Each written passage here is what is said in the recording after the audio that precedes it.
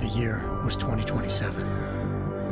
Advances in biotechnology were helping people improve their physical and mental abilities to an amazing degree.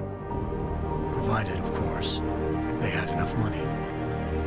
A new breed of people was emerging, half human, half machine. And in Detroit, at least, not everyone was happy to see it.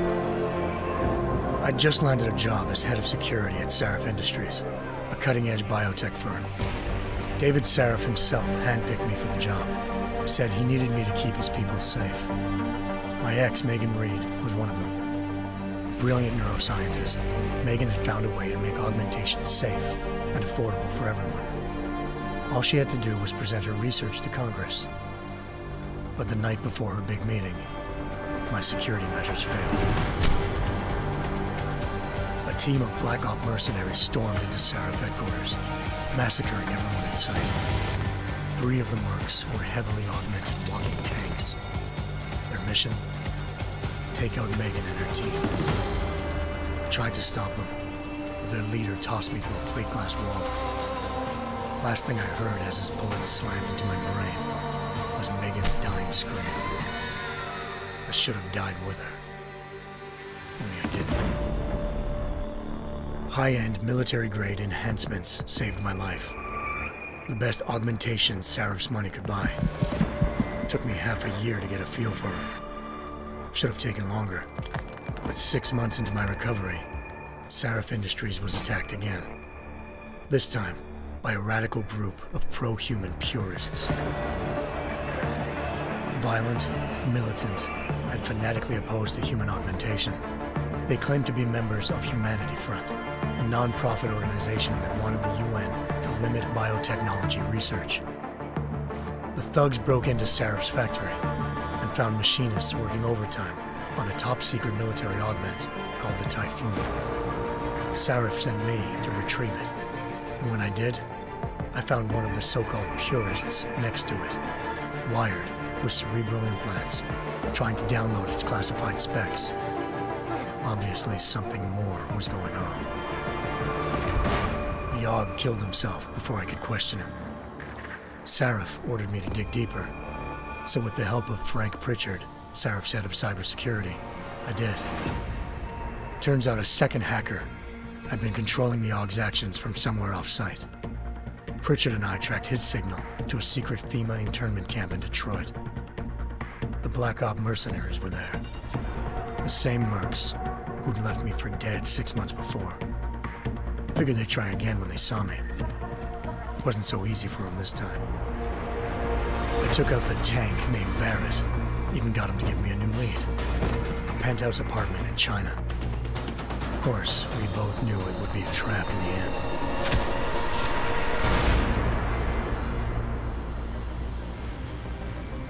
Hengsha Island, China.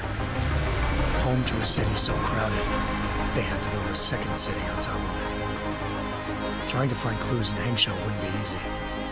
Lucky for me, I wasn't alone.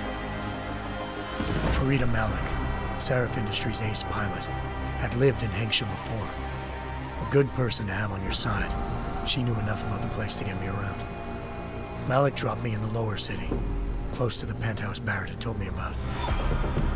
Bell Tower Associates, a private security firm under contract to the Chinese government, had agents tossing the suite when I arrived. Just not for the reason I'd been expecting.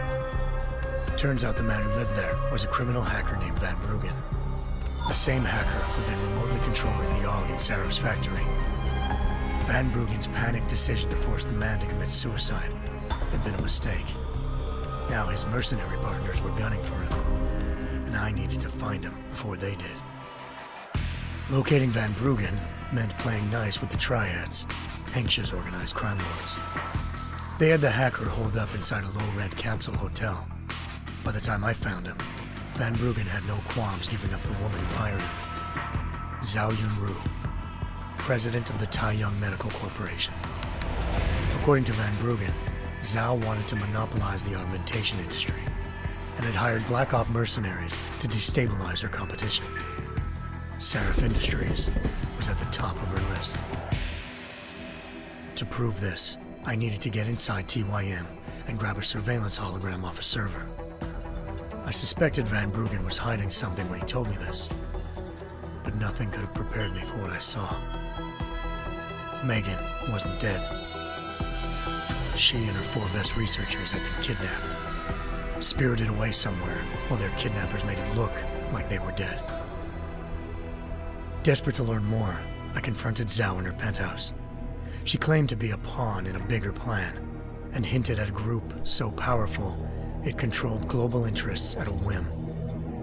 Then she slipped into a panic room and hit the alarm, forcing me to make a very quick exit. I figured Zhao was lying, but part of her confession made sense. David Sarif had been worried about his people. So worried, he'd required all of them to have subdermal locator devices surgically implanted. The GPOs would have been broadcasting the day of the attack. But Zhao said a single call to Picus, the world's leader in global 24-hour satellite news, had turned those signals off. I needed to fly to Picus headquarters in Montreal if I wanted to learn more.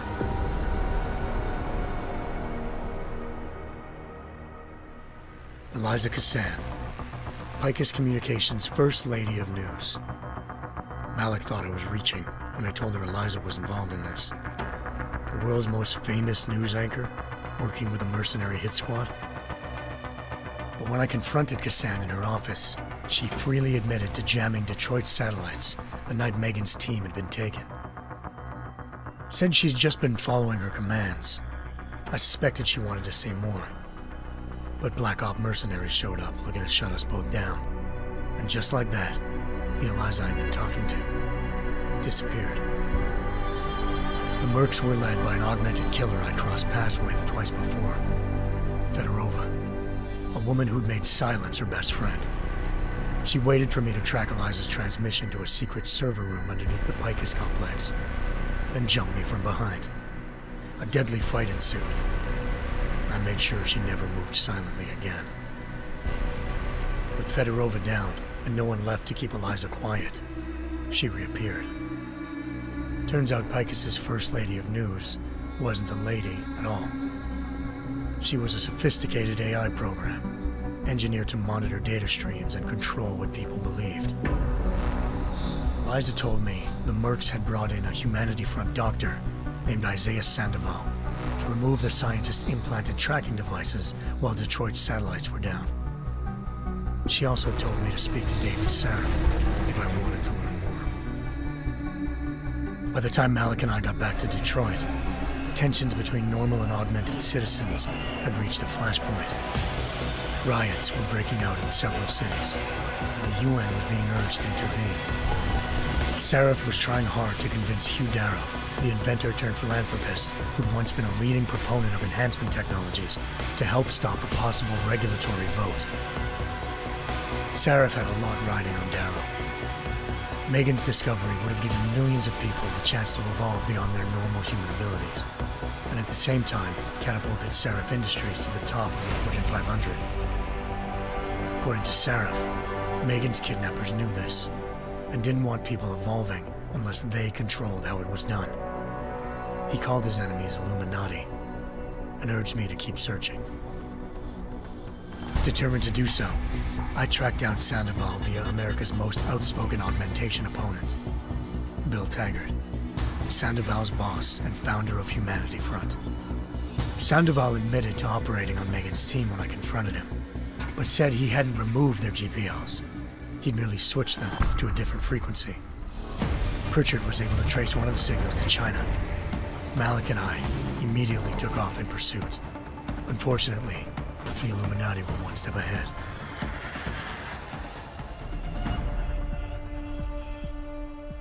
Ambushed.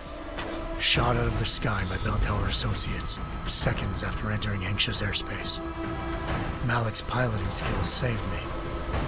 After a tense and bitter struggle, I escaped into Lower Hengsha. The tracking signal I was following led straight to the Triads, or more specifically, to the augmented arm of Tong Si-hung, leader of a gang of augmentation harvesters. Tong said they'd taken the arm off a corpse, which Bell Tower had left at their door, meaning at least one of Sarif's scientists was dead. Maybe not the rest of them, though. Tong pointed me to a port used for human trafficking and helped me slip aboard a bell tower ship. We were sailing to Rifleman Bank Station, a military base in the South China Sea. Bell Tower was holding kidnapped civilians as prisoners there, and using them to perfect the Chiron Project, a human-computer interface that left most of its test subjects dead. My search for Megan would have ended then, if not for a mysterious ally named Quinn. In exchange for my help exposing Bell Tower, he slipped me aboard a second ship headed to Singapore and an Illuminati-run biotech facility called Omega Ranch. 3 of Seraph's scientists were there, forced by their captors to create a technology capable of remotely shutting down augmented abilities. Thanks to an emergency recall notice issued by the World Health Organization, millions of people all over the world already had the biochip installed. With the help of the scientists, I tracked Megan to a private section of the ranch. There, I ran into Yaron Namir, the walking tank who'd put a bullet in my brain the first time we met. He'd teamed up with Zhao and was hoping to catch me off guard. Their little ambush didn't work. I found Megan in a suite belonging to Hugh Darrow, the billionaire philanthropist who'd Seraph had called on for help. Darrow had convinced her to go along with the biochip plan by promising to sabotage the tech. As she was explaining this, Darrow appeared in a global broadcast, telling the world that augmentations would be the death of mankind. Then he activated the biochips to prove his point. All over the world, augmented people flew into a killing frenzy. Darrow had betrayed everyone, and it was up to me to set things right. To do it, I had to reach Panchaea, a massive installation in the Arctic Ocean. As I raced through corridors built by an all-augmented workforce, I saw death and destruction firsthand. By the time I shut down Darrow's broadcast, I knew the damage he'd done. Still, humanity's future remained unclear. How would the world react to this sabotage? Would people ever regain their faith in augmentations again? What would be the Illuminati's next move? Only time could give us the answers.